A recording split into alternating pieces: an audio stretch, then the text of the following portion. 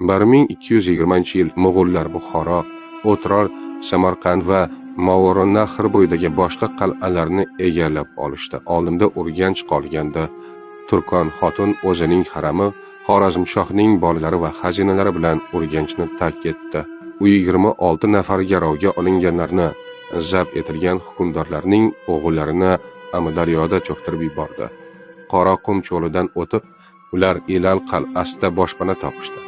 Ammo Mo'g'ullar qal'ani egallab olishdi. U oilasining qolgan a'zolari bilan birga asirga olindi.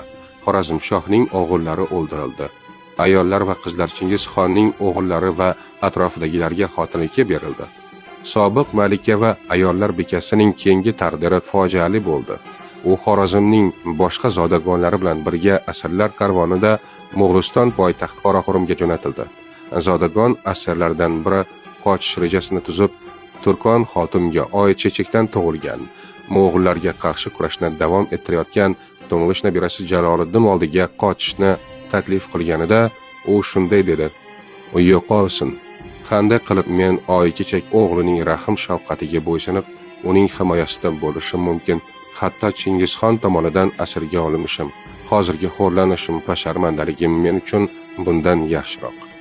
Bir paytlar har qanday farmoyishi darhol bajarilgan Malikai Jahon, Turkon xotun 1233-yili uzoq Mo'g'ulistonda xorizorlikda vafot etadi.